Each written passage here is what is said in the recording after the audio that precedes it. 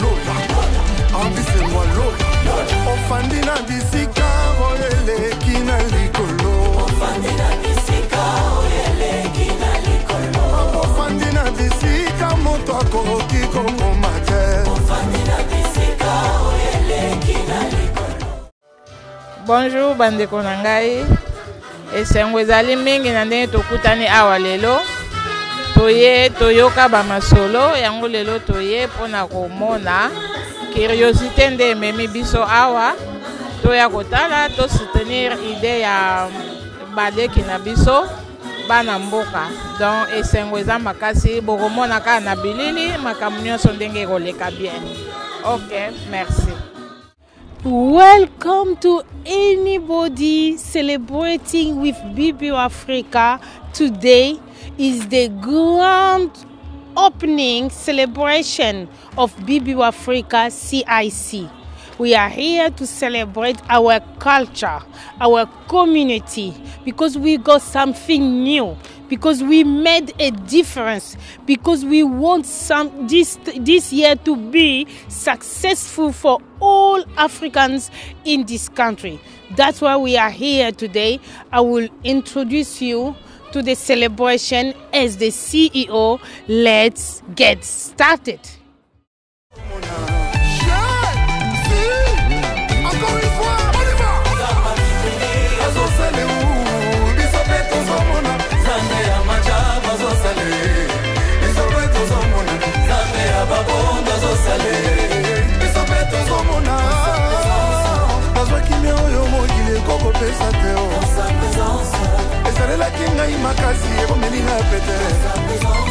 Mabanga basimela kinga etongeli ngana zamba bibili azosale bisobeto zomona zamba bibili azosale bisobeto zomona zamba balamba azosale bisobeto zomona.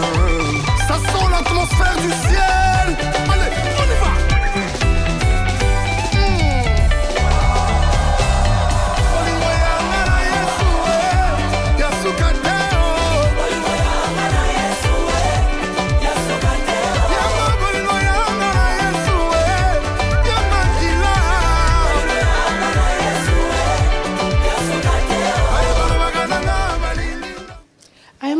To introduce myself. Je veux m'introduire moi-même as a CEO, comme manager. The CEO of BBO Africa CIC. BBO Africa. My name is Kiameso. Je m'appelle Kiameso Sadi. Sadi. Before anything, I would like to give some ground rules, please, for tonight. As you can see, we were expected to spend our time outside this unit. Unfortunately, we can't. And we are staying in today so that we can celebrate inside doors. Please, let's stay inside. I beg you. If you want to urinate, it is not allowed to urinate outside. Please. Smile for the cameras because there are cameras outside. And there are cameras inside here.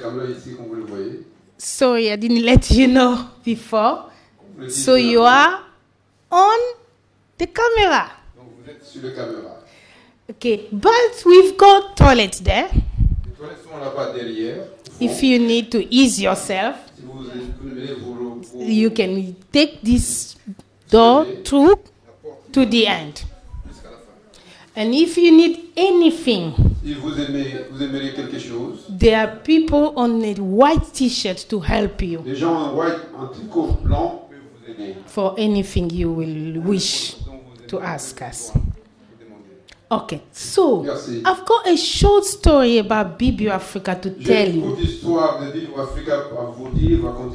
What is BBO Africa CIC?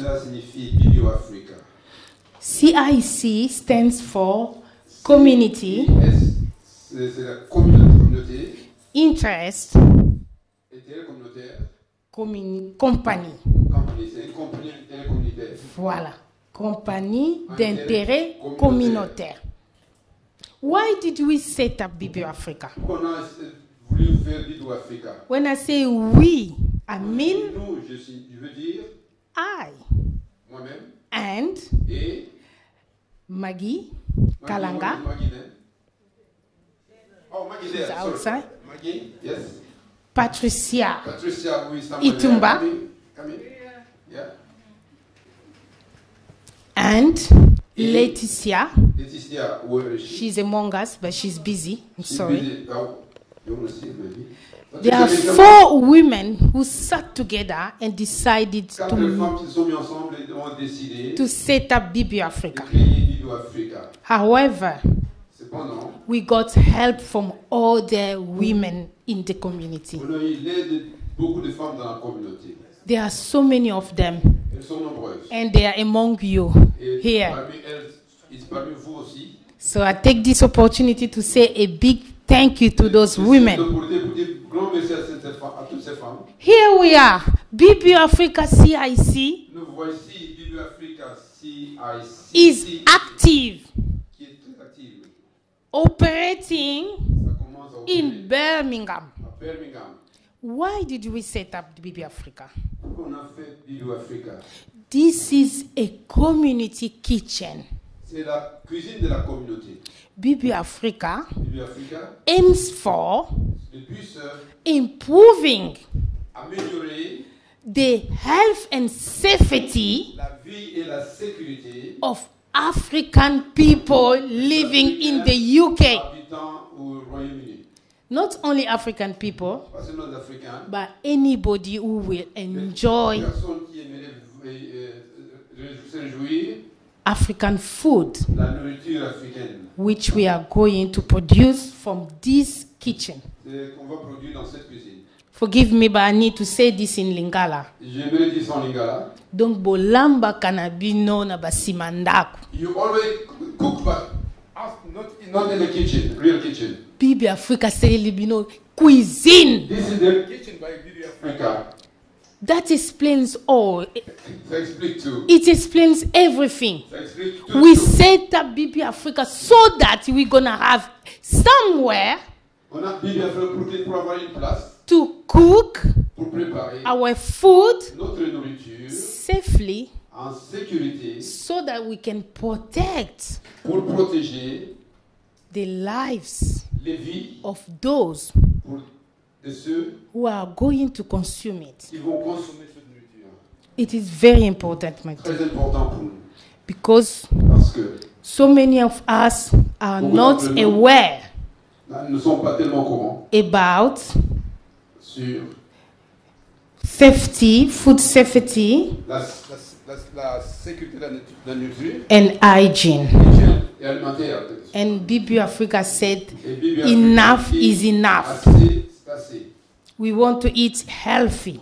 Nous voulons manger en toute santé. We want to protect our people. Nous voulons protéger nos gens. Then we're going to give a certain value Nous allons donner une certaine valeur to our food. à notre nourriture. And all the communities Et toutes les communautés aussi. will enjoy our food. Concernant à savourer notre nourriture. That's why Pour cela, we set up BB Africa on a commencé BBO Africa. from our own pocket. De nos propres poches. We got this place, Nous avons l'espace, we decorate it, décoré. we equip it Regarde. for you guys. Vous, Women, African women, where are you? Africains, nous sommes vous.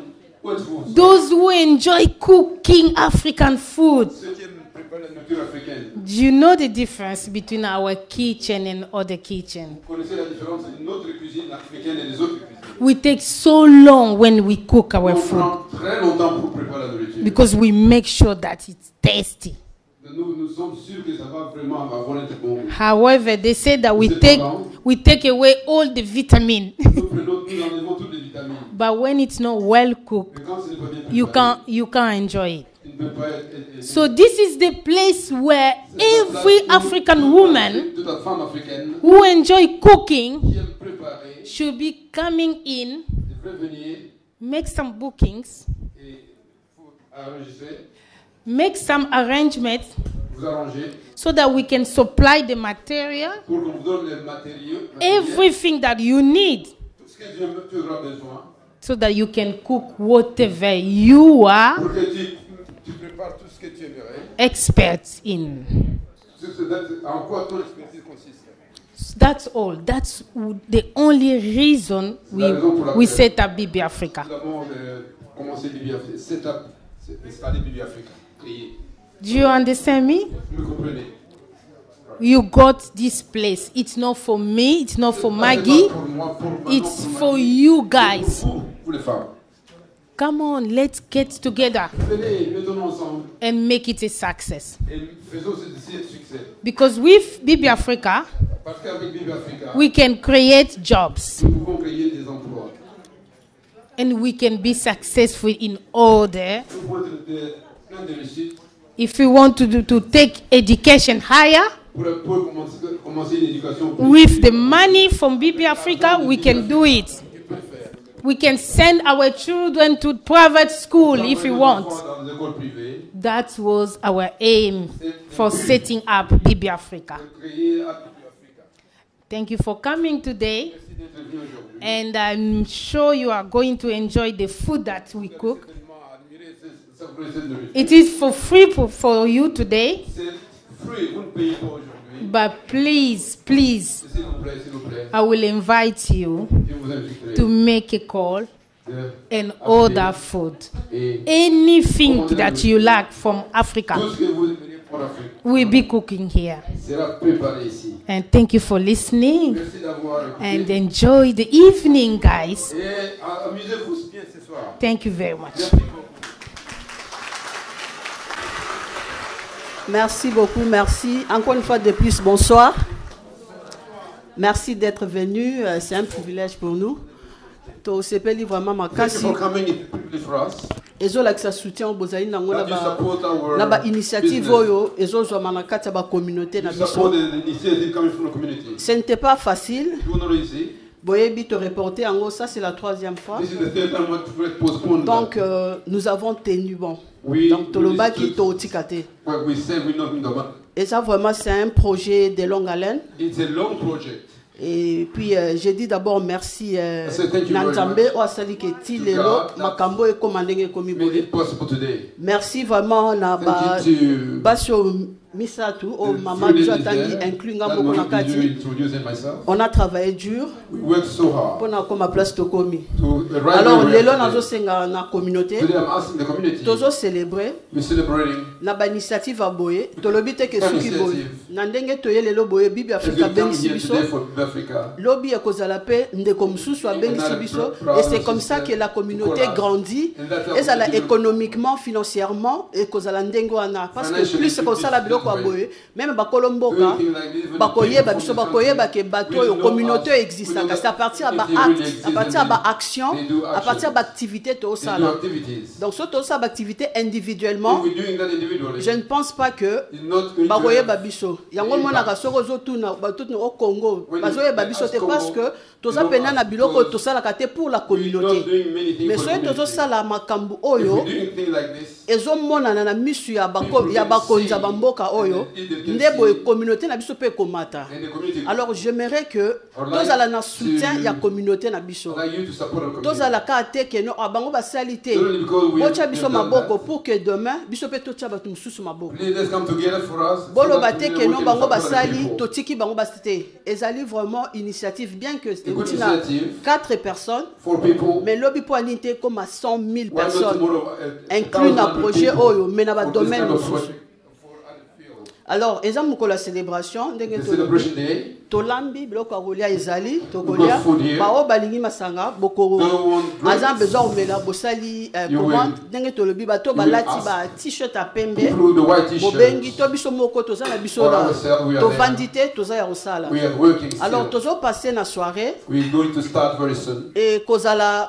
tokolinga mutu nyonso fo avisite parce Like que everyone toloba visits. boye mais fo boyeba au fait eloko nini exactement What we ebanda do. osalama na place What will be done in boyeba this place. nini toza nango comme équipement na place oyo Et puis tozo need banani pour na ba travailler na What do esika we need? oyo. What kind of people we need to work Yango for? na osenga que mutu nyonso vraiment please mutu nyonso faut à visiter eza pona bien na yo. Parce que tokoki koloba mais nzoka nde réalité za makambo. J'aimerais que bino moko bo visiter, bo mona bo apprécier comme ça. Ndenge boko mona boko sunga pe biso peut-être na ba conseil bo sunga biso pe na ndenge ya ke mutu aza pe expérience na makambo. On a toujours la porte est vraiment grandement ouverte. The door is wide open. Après tant to aussi sa visite wana After that, to leka na kolia we'll start eating. toleki na kolia pona ko savourer boye ba penza eloko nini bibi Afrika bando lamba nesika Cooking oyo in this place. pe tokolakisa bino ba mama oyo baziki maboko na mokolo ya lelo Only put their hand together. ba mama oyo baziki maboko na mokolo ya lelo po te lelo osepela na biloko oyo elambami esika oyo Today. après wana tozali awa vraiment c'est la fête bozwango te neti vraiment c'est la fête place oyo bomona oyo This place you see, to transformer c'est la we will fête. transform this place. Alors sans plus tarder Without waiting, toko senga toza sur maman bijou a hôtel ma place wana we'll ask Mama B to stand there. parce que processus na biso ya production ça commence là-bas wana ndezali étape ya liboso The first stage, donc mutu nyonso fo ayeba comment est-ce que ça va se passer maman bijou ye mutu a conduire mutu moko moko pona koyeba eloko nyeba ndosala et puis na chaque étape eloko and nini every stage. et à la fin tu sais bien que eloko na ngina préciser ça que Bibi Afrique ça y a 4 personnes té c'est une compagnie comme toute autre compagnie. Donc en tout cas bon poser ma question Please ask questions. pour na koyeba ceux qui mutu a besoin plus d'informations. En tout cas, vous hésitez, vous posez ma question. Ko bima awa na hésitation te bima awa na information sur la place oyo. Alors sans plus tarder, nous passons na étape na biso ya visite et puis ba maman pe bazo bongisa déjà na biloko et la fête continue. En tout cas, bonne soirée, bonne fête. To sepela biso nyonso elongo Bibi Africa. Thank you very much. Alors, tokei ba mama. Tanki mpoka bafungoli yango bongo eza mwa makasi neti mwa libanga. Ba mama. Alors photo panza yango de façon to chamaye comme neti mwa pat, mwa potopoto. Ya? On a expliqué que ba besoin Bibi Afrique ezali belé o na tokokisité. Neti ba robot ezali na mboko yo ba benga ngo stick blender. Oye koki ko buka kimpoka na seconde ka epanzani comme potopoto. Donc tozana o ezamu qui tozo salela lelo mais tozali ko lukato koma na ba production minene duto ko somba oyo ya makasi wana oya minene. Soki ba panzi bandeko bako sukola yango balongola ka ba tsenge. Alors loko to découvrir na ba recherche na biso lelo ba bouger biso mais to landisa yango pena na ligne ezali machine moko oyo e sukola ka kimpoka. Donc yungolaka ole maboko amame mona pasi na baki yungulu alors machine wana ezali na limbo ya otalango batiango kuna mezalaka awa fe banda awa allo sorry yango yo ba mama onde omono ezali donc na anglais sieve quoi bomona na ba nina ye akolekisa ta tsenge moko te. Donc soka totie na prise eza électrique yango moko ebandi ko shake ko vibrer ko ezo kitisa ezo bimisa awa na liboso. Alors to bois ki tenge to su oya kitoko to récolter. Alors to prévoir ba 5 heures minene bomoni boy pona ko kitisa mai wana lokola zala kuna soki sili to tia ba saki na biso na ba 5 heures. Vous voyez binomoko to utiliser acier vraiment de façon que contamination est à la terre, na biloko na biso. Donc awa ne place ba sac là là pour maï kita butu et karuka bongo to procédure na kwanga na biso. Ce qui est bimi wana donc ça na des signes qui momba pour na to tia vraiment quantité ya ba sac elele na jour mo to aussi ça va 10 hein to ça capable de ça mais to linga to kene plus. Alors ce qui kiti maï et ya okoma na niveau wana kuna na niveau wana kuna to déplacer machine lelo yende siko ya konika yango po asala mélange moko kitoko uniforme wana nkute ekotita moto te de façon na nsima batokisa yango nde sikoyo oyo nde eloko totrouve mpona kotokisela baki bakwanga na biso lere ekoti na basachet en tout cas na baquantité ya minene alors s'il vous plaît oyo babenga yango brat pan na anglais tala awa bandeko soki esalami na basachet bongo hein? Il faut etoka nano la moitié ekotoka oyo ya kobela te alors oyo ezopermettre biso totokisa mwa quantité ya 5 sacs na mbala moko awa voilà alors esalaka 45 minutes eza vraiment na puissance makasi ndenge bomoni canopie eza koede ememaka mpe milinga mpona tobebisa esika te yinda voilà ezobimisa milinga libanda voilà après étape oyo bamama tozali awa donc ndenge se toki wana siko bakonika lisusu mpona bazwa pate oyo mpenza ekomaka kwanga alors machine mosusu ya konika ezala awa mpona banika me ndenge bomoni bamashine wana eza mike barobwa minene ezistaka mpenza oyo bibi afrika na future esengeli mpenza azala nango toza na kondima n'est-ce pas bango ntango baniki sikoyo oyo ekomi mpenza pati ya kitoko tozwi tokutani na eloko bandeko eza diviseuse le mama asalaka kwanga akabola kwanga moko moko po akanga na makasa alors fo bakwanga na ekoka na poids na loboko na omoto na misu na yo okoka te alors basala badiviser peut-être mpona babakery mpona mapa alors biso mpe awa eza ko work mpona kwanga donc tokotya yango awa alina l'exabino comme ça yeah. Tokotya yango awa bamama soki totie pate awa tokangi ebongo lere na koniata awa bandeko eke na fini donc bomonaki bamabende moko ekotaka ebimi donc ekabole séparé divisé alors eke ozala na mesure moko exact voilà na nsima tozwi siko moko wana toye awa bamama wana bandovanda awa na mesa oyo mpona kolinga na makasa ndenge bomona ye bamama basalaki mosala papagi bavandaki awa alors babanda na kiti baza kosala bazotya mpe wana propose yango wana mpe kotya singa avant eya sikoyo ekota na moto awa nde oyo final ya makambo kwanga ebeli mama bomoni nde toprotege yango ke étape moko te ekota contamination mpe toindustrialize yango na banza tobengisa bino mokolo mosusu après des années to des mois oyo bokoya komona babiloko ya minene bongo toza na kondima merci mpenza ndenge bolandi biso.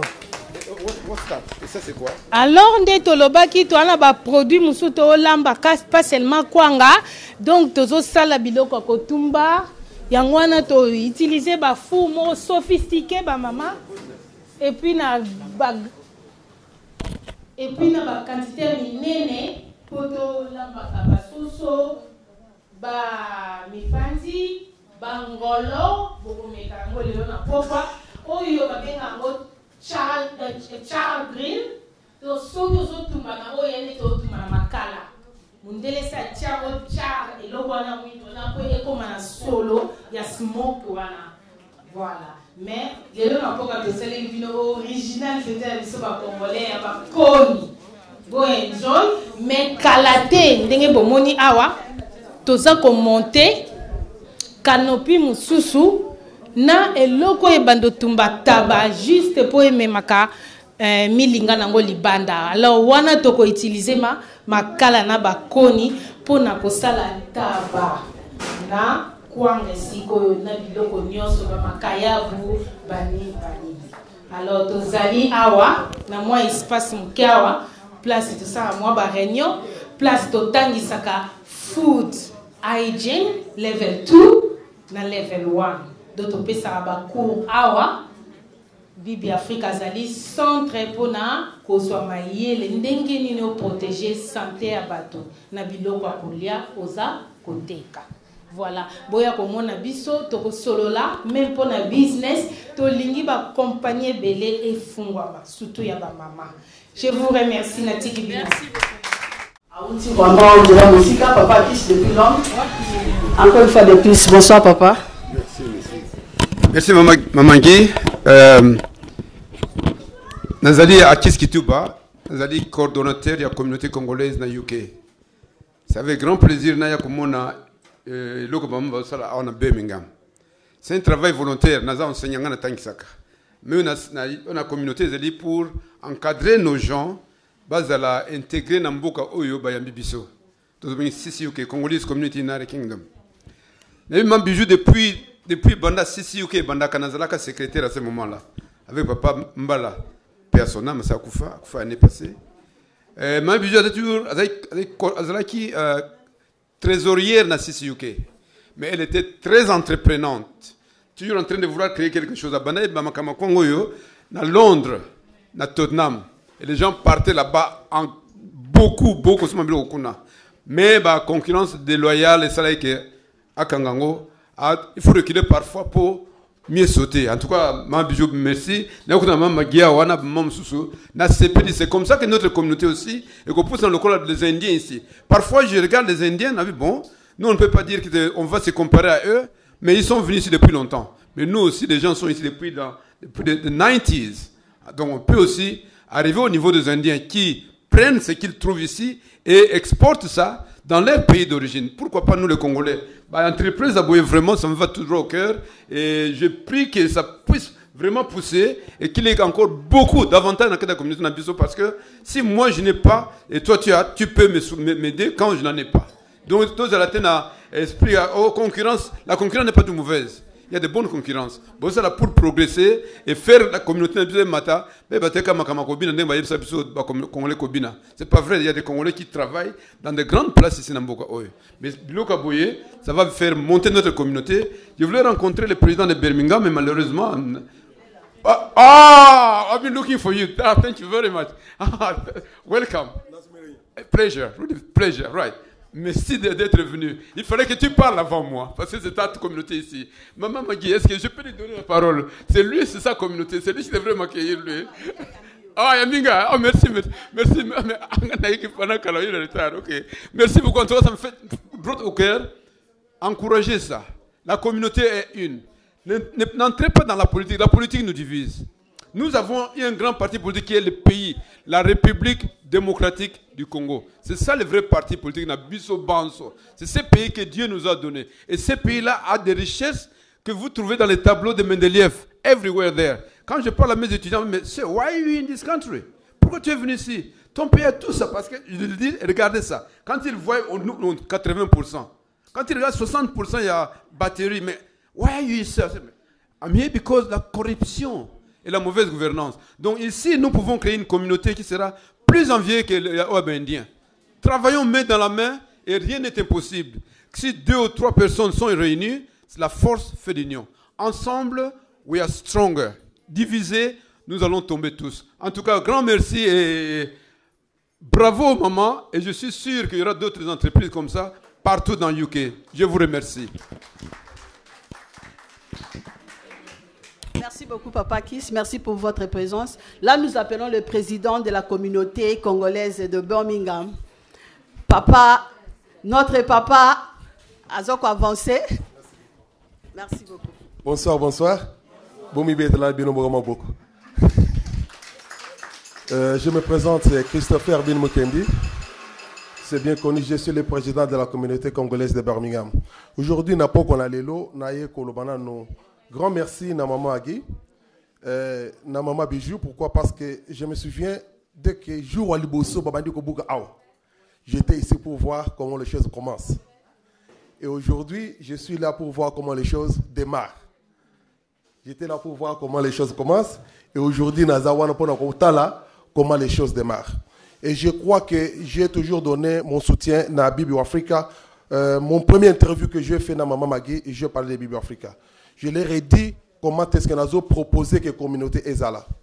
Yo mutu aba fête, yo mutu yaba birthday.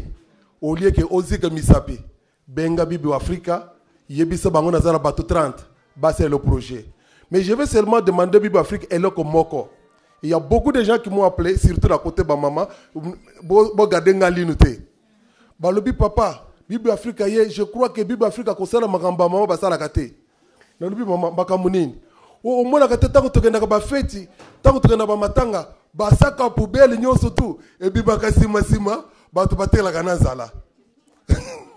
Bon, Ezali remarque plus de 4 mamans m'ont appelé. J'ai dit non. Bibi Africa c'est une compagnie et ils prendront la responsabilité ya kosala musala bango en tant que compagnie. En ma qualité de président, j'ai parlé aux responsables de Bibi Africa de pouvoir vérifier contrat na bango ou yana batu bazo sala na bango.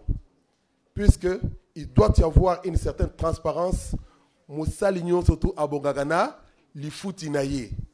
Alors je leur ai parlé dans ce là bango, dans le but que ceux qui maman boyokana qui par 10 kwanga à cause de 10 pounds les 15, il faut payer les 15. Kokum c'est les 17 t, kokum c'est les 18 t. Payer les 15. Ceux qui les 15 dimanche banque zalgate, foutaye vendredi. Pourquoi? Parce que je dois m'assurer que la compagnie doit rester dans la législation du travail.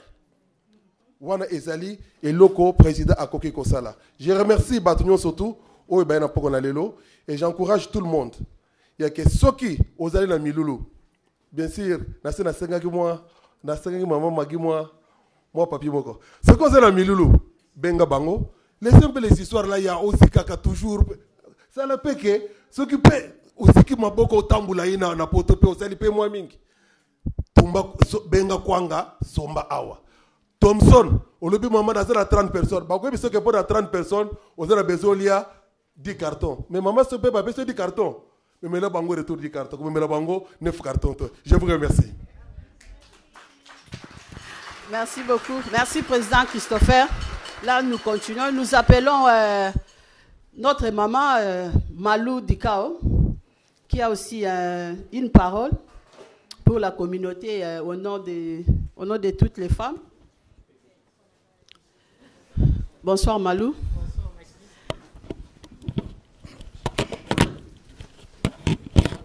Bonsoir tout le monde. Maman Malili. Et là, il faut que ça les biso boende toza Malili. Faut tout se pelate.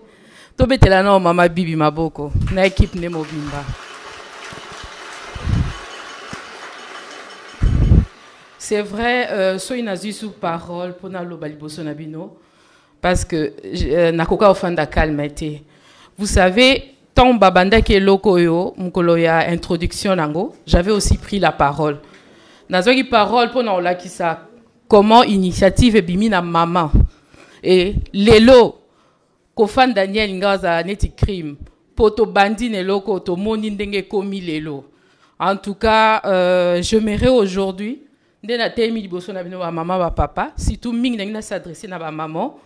Ko encourager biso o eza exemple à suivre ndeko abandi na projet na la kisa biso la fois passée tanto lobaki nazoki introduction na baki maman ozana nini idée nao eza pe eloko maboko na yo eza eloko nzamba pesa yo nini makanisi na yo eza eloko mutu muso amonaka pona banda projet naza mbongo te naza ba moyen te naza ni même makanisi nono oza nango oyebo kanga suki oyebi kosa ko poussa okoko fungolelo moboe lelo na encourager ba maman nelo ko mama bibi na équipe ne basali ko la musali sous esprit entrepreneurial na ba maman to lamuka na biki ba maman poto to sito lamuka pona makamdia to sala ba maman ba chaka ba peinture na bandaku ba maman ba ki akokende mo musala zongi alambi mais lelo tongi to zo exemple o ya mama bibi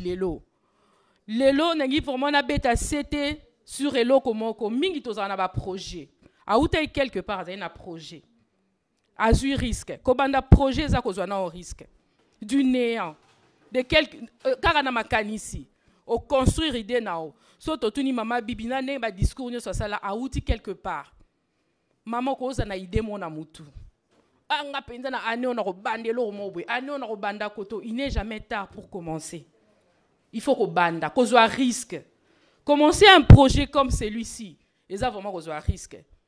Tant na maman magia benga binanga bibi ngabi azala kaka maman azambamba. En tout cas, il faut qu'on soit déterminé. Na exemple tom, ça vraiment exemple à suivre. A outi na projet ne quelque part, ndeka na lobby oza makanisi nao, oza ba idée na yo, oza likam nomro kana. Les tonnes ne nous appartiennent pas. Ko repoussaka lobby non bandango lobby. Non bandango lobby, lobby au moins sali 5 ans. Lobby il faut ko banda lelo nde mukolo banda. Azui risque na projet na azokende. Yo kanti ma bibi akute na ba difficulté te. Soto tunie lam so alemba ine na nzela. Lam so akute abi na okokate. Aina ko conquérir cité mo afanda penzate. Donc maman ozana idée na yo, ozana likanisi na yo, ozana initiative na yo. Certes okuta na ba difficulté.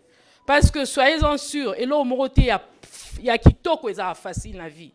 Il faut ko bunda ko za tenace na idée na yo. Ozana idée na yo ko loba ba tu pe pa te. To yebi ba communauté na besoin des ala. Mutu mususu ko loba na azaka un esprit de découragement. Tika na yo. Et là ko esimba la hote. Mama, kwanga, ok, ça, on peut na mode. Boni bato wa kwanga basé belé na communauté. Je pense maman bibi a coûté na ba difficulté moi boy. Ba doute moi boy, ba to ba lembisa ba na ba projet. Mais lelo na encourager ndeko moko. Wana projet na tenir bon, zala déterminé. Loba na kokoma, meka zwa risque. Et puis to longwa na ba esprit ghetto. Omoni elo mama saleli biso to longwa ba biloko ka na osala kwanga na ndaku na nini. Na discours à maman tolandi na idée na ya création loko batie moi ba conditions hygiéniques et loko sepeli singa makasi na projet yango to luka to moderniser pe ba projet na biso okanga suki sala ngona ndenga mo bien luka mo kwa mo ko sala salon mo boy so zala na ba biloko ata ba casque na yo biloko mteko kanga suki alata na nzoto to longa na ba esprit ghetto ba biloko mo ba pépriste biloko mo bolingo mécanique zo ilingo sala non. C'est loko na qualité. Oyebi tokenda na ba Congo ba nini okamwa ndeko mo afungoli ba hotel nae afungoli flat nae oketa lelo alboso toilette salité. Hotel boy po moni azana Congo bia ko sala ngona ba norme mo boy hygiène is vraiment négligé. Azomo aposo ka batu basa ata cleaning a pamba neti zoko ko perdre mbongo. Tande ko na biso. A moderniser kwanga. Amemi kwanga na world ndeto loba bana king alongoli mon esprit ghetto to longola ba e biloko mo tozo meka usango neti te eza biloko mususu ka qualité condition hygiénique ozo pesango ezo pesango na qualité mo boy mutatalika ndo sala suki atalika ndo sa manzaka atalika ndo sa make up na bi non y a pas fio OK ça make up ozata na valisette mo boy te a biloko non ba mama to longwana na bon esprit ghetto to moderniser ba projet na biso et là mususu nengina beta c'était par rapport à exemple à mama bibi et sa détermination bandeko okokoza na projet na okokoza na ba okokoza na makambu okokoza pe na ba moyen mais so oza déterminé te quelles que soient les conditions quelles que soient les difficultés ko okuta nango eza na makamnyo surtout à vie na makamnyo surtout à vie eza ka projet ata na bandaku so oza déterminé to bien loko na koma na otina suka to koma na ngote il faut tous la déterminer na makam na biso to ça na ba projet na biso en tout cas vraiment tozo encourager mama bibi na initiative avant na suki ça na roza biso tam mingi te surtout que Solomo ezo bima e fotolia na ngina lo bato se soutenir na communauté et loko ndeko na biso asali eza pona biso moko bana mboka soki biso moko to pesi yango maboko biso moko to push yango kende liboso to se découragera mutuellement te muninga bandie loko na ye kaka congolais mtatele me loko na ye omona mtabandi kwanga botoloka lobi pe msusu afungoli usine moko boy poni to koluka te muninga afungoli usine na kwanga ngana afungoli usine na mai o afungoli usine na boy to sala en fait toujours se compléter na ba initiative ezaka te biso lokwa ndeko bandi osala biso moko to banda suko ko casser biso moko to banda to ndeko alobi baza ouvert awa ba critique mama magi a mentionné ango oya moni eloko mo ezo simba te eloko bandi ne ban eza bébé na biso o faut protéger bandeko to bomandeko initiative ote to luke kende liboso po eko employer bana mboka eza eloko na biso moko to soutenir initiative oyo eza eloko eza na communauté ndeko mususu pa koko bimanelo na communauté soki to simani main dans la main c'est alors que to longa nana loba basi batonga mboka te mais loko mama bibi atongi eza mwasi tobetela na ba mama bibi oui bibi Afrika maboko. Je vous remercie. Merci beaucoup. Là, nous appelons notre chère maman, Maman Colette. Azali moko ya batoyo, bazali déjà kosala na kati ya Bibi Afrika. Azape na moi liloba pour la communauté na biso. Bonsoir maman. Ba papa na ba maman mbote na biso. Vraiment nazane sengo ya komona bino ndenge boye pour na soutien na bino. Komona bino awa eza vraiment que bolingi eloko pe boye ko soutenir ango. Na pesi bino merci na ndenge boye. Makamno so presque lobami eloko oyo eza lokola bébé na biso awuti ko botama. Il faut entourer sécurité. Omoni bébé le la kapoani. Bébé le la raté parce que batu donc bébé le la kaler botike mwana ale la mingi non. Aole la parce qu'azo se sentir na insécurité. C'est pourquoi ole le bien botike ga boke wapi. Le musu moto, le musu muntu ayibinga. Bino boye mbang boye kotala ye. C'est ça. Bosa la pe bongo pona eloko oyo. Soki bomoni ke tango le oyo ki ango ke eza bongo te. Oye okansika et pas to uta kuna ezalaka pena boyete obengi ka moko na bango olebe moni loko wana et pas to uta et komi penza te bon poto koma to sane to koyeba ndenge ni ya kosala to koluka bawo basala kango petango kala to kotuna eloko nini ezangi to kobakisa nini mungwa pilipili ou bien ebela mingi omoni wana to bando kene liboso mais soki tango lie au lobby le côté allô biloko wana vraiment atabalambaka eloko moko en tout cas zéro wana obomi biso obomi pe communauté omi bomi pe yo moko pour le autre rose ana problème ezoluka misolo Bibi Afrika robimisa parce que ye pas okotisa tozo benga pe bandeko musu ba mama baya koyekola baya ko sangana na biso pe balakisa eloko nino ko kolamba muso ozaka na spécialité kolamba pondo alimbondo oye nango lobi to tie limbondo to tiango pe to lobi ke to komi tozo lamba pe limbondo batu be ko sala commande limbondo muto oye olobi ngana lamba kana ngando ngana lamba ke loko na ngaboye ngana lamba ka koba ngana lamba ka boye to ko tiango bele to ko talango to tiango pe batu ya komo banyo ko sala commande yo po zozwa li futi oya yo ndenge ezali biso pe to lamba ka pe awa to lamba biloko bokolia mususu ba mama mingi ba yete lelo ba mususu baza indisposé ba mususu ba ke misala mais to sala ba mama o ba o lamba to na besoin ba mama mususu ba ya ko rejoindre biso to bandaka bongo to kotaka nanu ba formation ya hygiène ndenge nini obanda kolamba ndenge nini kozalela ya kotangisa o ndenge nini otelemela pona kolamba yango wana ba mama bozonga simate ba mama congolaise ba mama africaine boya lokola boye lelo bomeki lokola bomeki bokokata tina merci ba mama na boye na bino. Alors toleki na moment ya témoignage toza na deux témoignages ya liboso tozo benga mama Nicole auti musika auti lead to betele maboko pona volonté.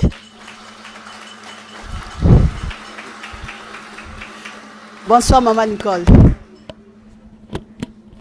Bonsoir. Na pesi bino nyonso mbote et puis nazo remercier vraiment maman Bijou na équipe mobimba na moni musalo et salami eza musala moko eza facilité pour naza na kati ya domaine nango nga lelo soki na ye awa na yaki vraiment pour na témoigner par rapport ya ba œuvre ya maman Bijou. Maman Bijou na yebaki ye tant oiseau travailler na niveau ya Tottenham.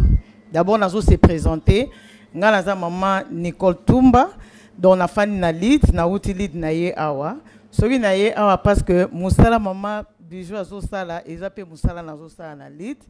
Alors nakutana na maman Bijou tant wazalaka na Tottenham nazalaka cliente na ye nazalaka koya na Tottenham nazo soma bakwanga tellement bakwanga na ye ezalaki tellement bien nazalaki ko uta Londres soki na uzo uta lead soki na ye la Londres nazalaki ko manquer te ko kende kuna pona na somba ba kwanga et puis na somba tabanaye parce que nazalaki vraiment fan na ye na tabanaye na kwanga na ye. Alors à l'époque nazalaki na shop to bengi to ba mingi ba shop ba congolais to teka ba pondu ba fumbwa. À l'époque nazalaki na shop, alors nazalaki ko se ravitailler pa na ye. Mais eloko moko nazalaki ko sala chaque fois nazalaki ko ya kuna nazalaki vraiment ko admirer positivement. Et puis nazalaki ko encourager, nazo encourager, nazalaki vraiment ko admirer. Na ngamoko na bandoko loba soki na ko zala pe na place ndeti ya boye parce que naza muto na lingi ko lamba na musala ko lamba na linga mingi. Alors nazalaki ko loba ngo soki na ko zala na place lokola ye elinga ko zala nga malambu. Alors soki lelo na ye awa na ye vraiment na témoigner parce que aza parmi bateau ba motiver kinga. Na courage na ye. Rien que kotala ye ko mona musala bande ko sala et motiva kinga.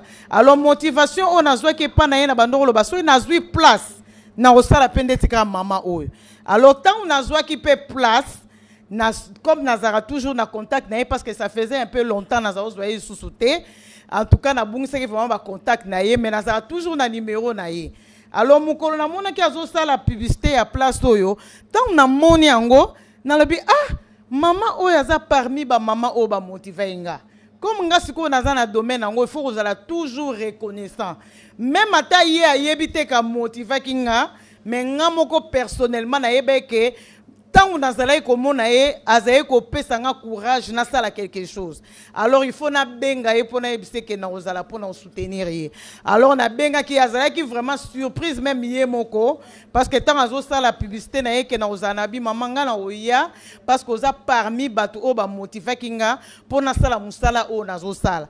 Lelo naza établi na lead na fongola oyo to bengi restaurant ya takeaway. Alors nazo promouvoir o ezali biloko na biso ya africain précisément cuisine na biso congolaise. Donc na shop na nga ya takeaway na restaurant na nga takeaway ndenge bat bakenda basombi chips basombi soso basombi banini wana nga sikoyo na teka pondu na teka fumbwa na teka madesu na teka kwanga na teka biloko nyonso. Donc naza na service ya delivero naza pe na service ya just eat. Donc des fois ezala mona ba commande eye muta commander fufu a commander mabumu ezo kende en ligne et souvent pe mindele bazo kota nazo yebisa bino to supporter vision oyo mindele bazo kota mundela lingaka mona makamnyo so eza ndenge mama na biso bijo alobi atali safety ezali bien atali propriété ezali bien makamnyo so eza conforme par rapport à l'état. Parce que deux fois tu progresses raté parce que tu bricoles tellement mingi. Ya wana soko ozui vision ozui idée luko o salango en rapport ndenge mboka o ezo sengela yo. Alors soka moni place na yo eza place moko bien makamnyo so eza bien détaillé mundele akokota aroya otuna yo eloko.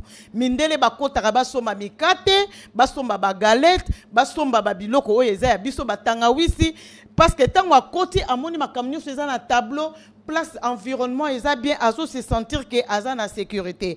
Amoni pe na mur na yo obamba ke osala ba formation ya elfi oza oyebi sur l'hygiène oyebi ba biloko wana nyonso tango azo mona azo se rassurer que azo lia biloko oye ko sala ye malamu. Donc yango bomoni ke lelo na ye pona ko encourager pe ba mama ebele. Na yebi ke tozana ba talent ebele, tozana na ba makambo ebele peut-être que tozanga moyen ya ko exprimer ngo. Tant qu'on soit exprimé et l'eau qu'on a na kati témoin yo s'épanouir ezate. Na yebi ke toki mako ba taxe, bako kata yo bénéfice, bako kata yo taxe, mais ozo s'appauvrir parce que moyo kende musika ezate.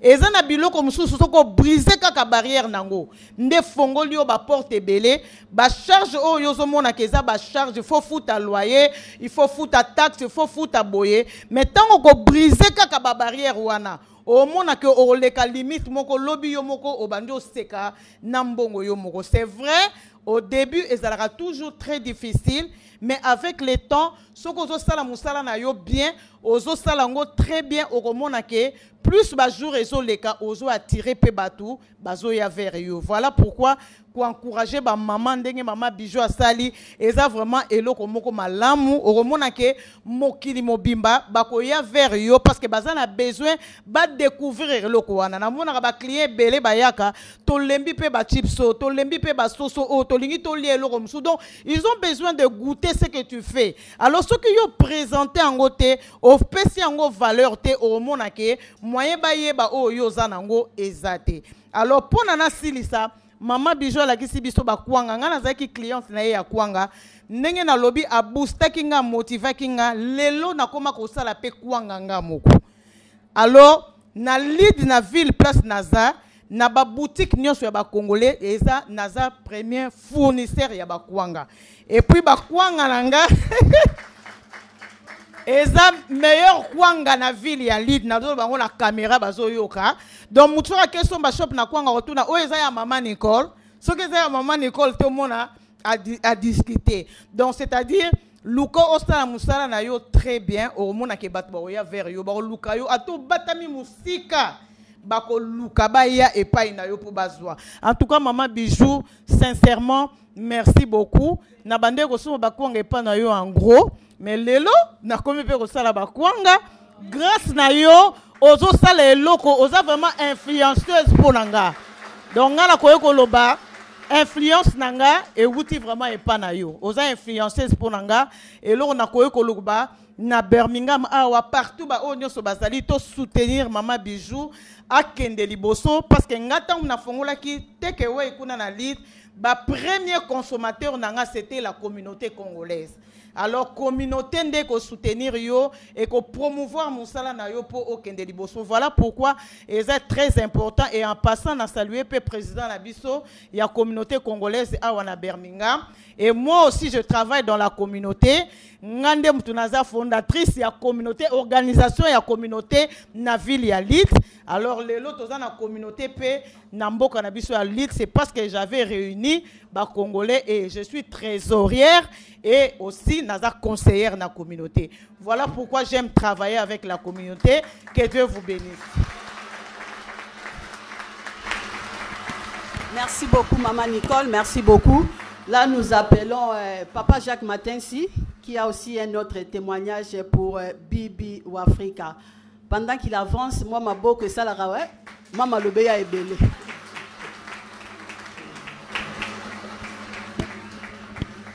Merci Mama Guy.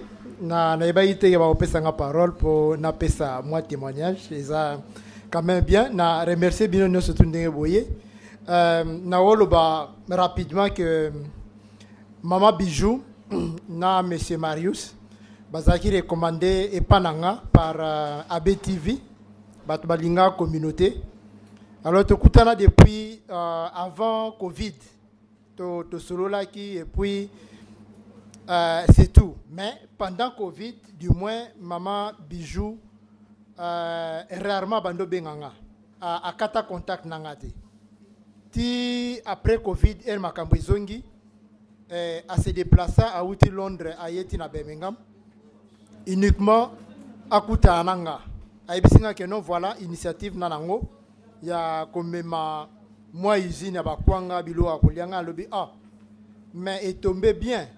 Mais aussi alingaki groupe ba maman asoroana bango ngalobi ça tombe bien puisque ezana événement moko ya munene ya ba maman awa na Birmingham eza organisé par Maman Magui na Maman Dorcas.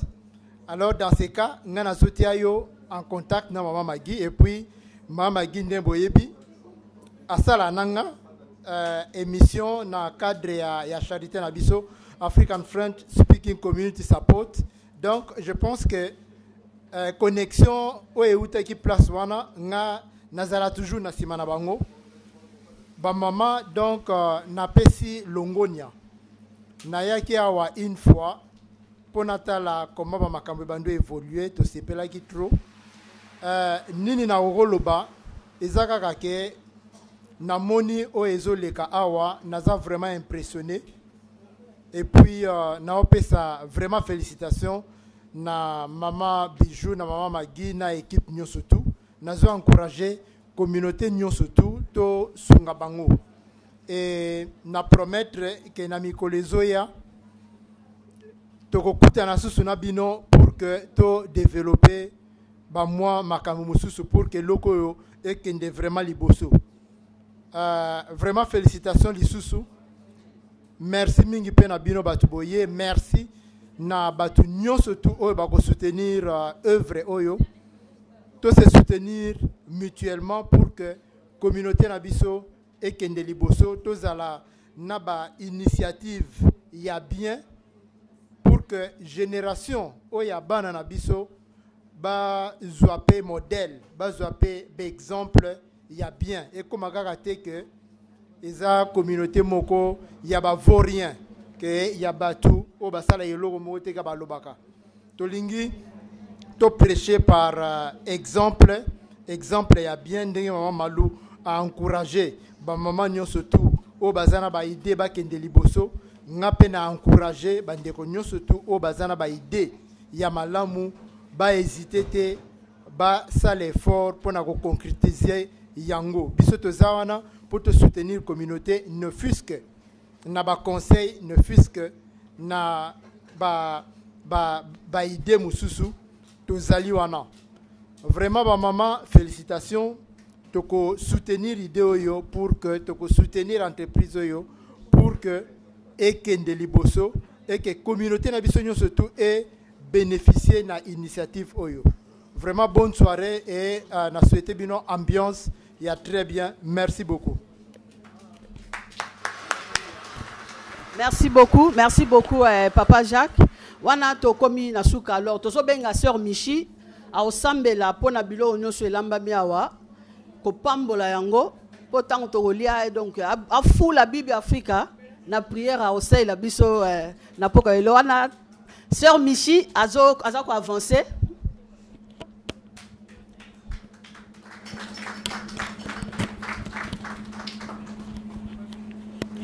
Aba papa bolimbisa lelo to baika basi donc ma bête papa Jacques fallait ki kaka choix ezala été mais lelo to baki basi kaka.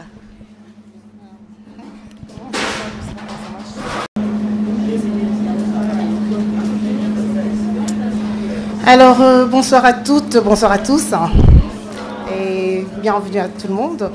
Je suis Michi Moulumba, donc je suis la fondatrice de Selah and Pray. Donc je me présente d'abord. Donc je suis la fondatrice de Selah and Pray, qui est une plateforme d'évangélisation. Et voilà, nous sommes là, nous prions pour divers sujets. Donc si jamais vous avez un souci, on est vraiment là, contactez-moi. Donc et puis on en parlera. Et nous sommes à Londres. Donc nous avons voyagé pour venir soutenir nos mamans entrepreneuses. Donc voilà. Mais avant toute chose, j'aimerais bien lire un verset biblique d'abord. Hein.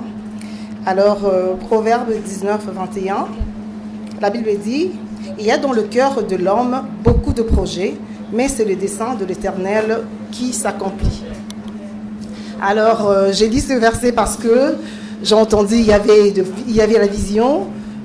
Donc d'abord le Seigneur a donné la vision à nos mamans.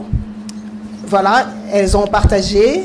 Et puis voilà, aujourd'hui c'est l'accomplissement de leur vision. Comme on a entendu dire, notre maman, elle a dit que c'était à 3 reprises qu'elles ont postponé, donc repoussé. Et aujourd'hui, moi je pense que c'est vraiment aujourd'hui le jour que l'Éternel a fait pour eux, pour pouvoir vraiment accomplir leur vision, pour que le business puisse voir jour. Voilà. Et puis, je dirais vraiment, c'est une très bonne chose de ce que nos mamans sont en train de faire. Donc, je vais vraiment encourager nos mamans. Comme il est écrit même encore dans la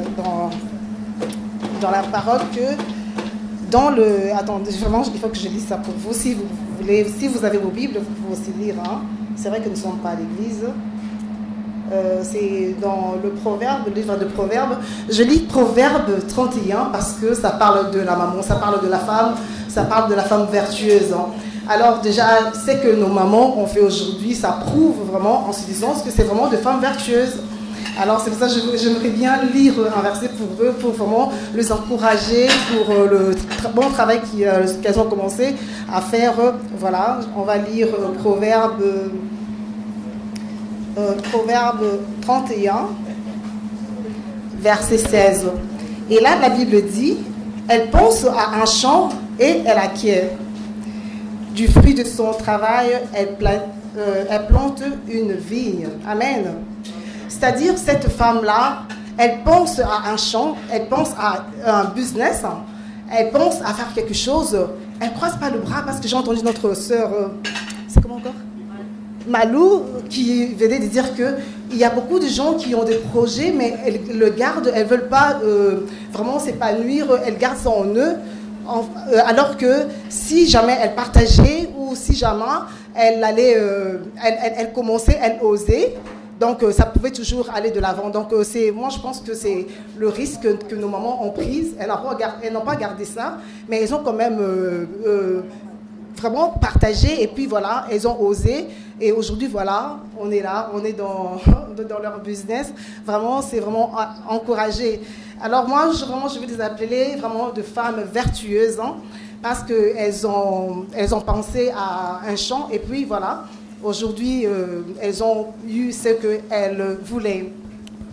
Et voilà, nous allons passer à table. Donc, on m'a appelé juste pour bénir la nourriture. Et voilà, on va prier. Avant de bénir d'abord aussi la nourriture, j'aimerais que nous tous nous puissions prier vraiment pour ces business, pour que ça puisse aller de l'avant, que ça se propulse vraiment comme une flèche vers sa destinée, parce que c'est Dieu qui donne la vision. Et lorsque Dieu donne la vision, il donne aussi la provision. Donc voilà, nous allons vraiment dire un mot pour vraiment faire des déclarations pour ce business, vraiment que ça puisse se propulser et que vraiment Dieu garde nos sœurs, que Dieu garde nos mamans et qu'elles puissent vraiment monter, aller de l'avant, qu'elles puissent aller vraiment sur les hauteurs, sur le zèle de l'aigle, que leur business aille vraiment de l'avant et qu'elles soient à mesure même d'atteindre vraiment le haut niveau de leur business et qu'elles visitent vraiment des pistes inexplorées, des horizons inexplorés pour que leur business vraiment puisse marcher. Si nous pouvons tous vraiment dire un mot, faire vraiment de déclarations pour ce business, au nom de Jésus, levons nos voix et prions pour le business. Éternel grand Dieu, nous te bénissons, nous te recommandons cette compagnie, nous te recommandons nos mamans. Seigneur, oui, c'est vrai que c'est toi qui donnes la vision et tu donnes la provision. C'est toi qui connais toutes choses. Nous te bénissons déjà pour aujourd'hui. Nous te bénissons pour toutes choses que tu as faites, Seigneur. Papa, c'est toi qui as mis le projet, c'est toi qui as mis la vision, c'est toi qui vas le propulser. Nous prions pour que ton esprit puisse propulser cette entreprise, vraiment que ça puisse aller de l'avant, que tu augmentes encore la sagesse à nos mamans, que nos mamans puissent vraiment avoir encore plus d'idées, plus de choses pour enfin de développer ce business qu'elles ont commencé. Nous te bénissons car tu es notre grand roi et nous comptons sur toi parce que c'est toi seul qui peux faire. Vraiment, je bénis le repas, que tout ce que nous allons manger en ce moment-ci, que ça puisse contribuer à notre santé au nom puissant de Jésus-Christ. Avec action de grâce, nous avons ainsi prié. Que le Seigneur vous bénisse tous.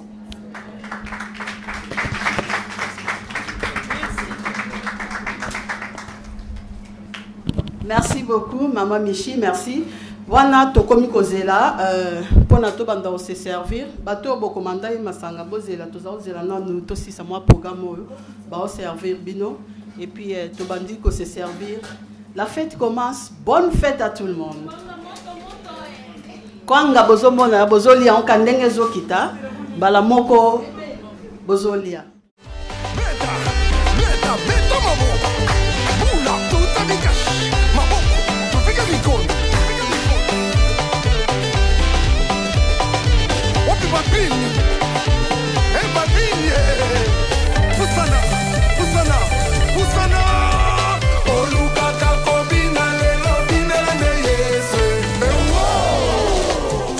Changement d'esprit. Maman, le roi était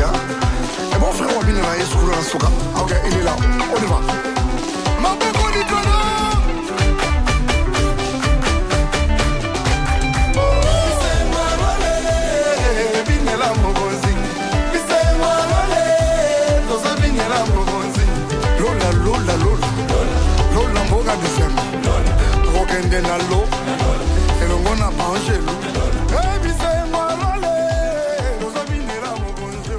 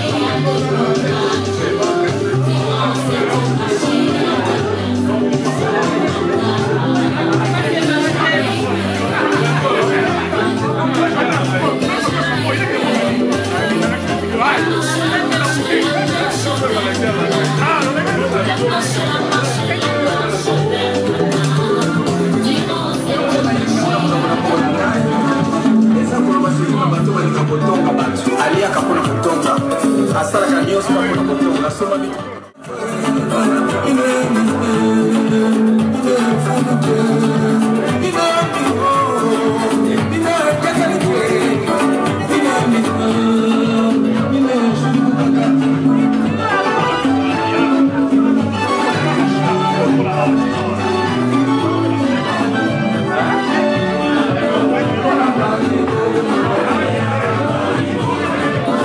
Thank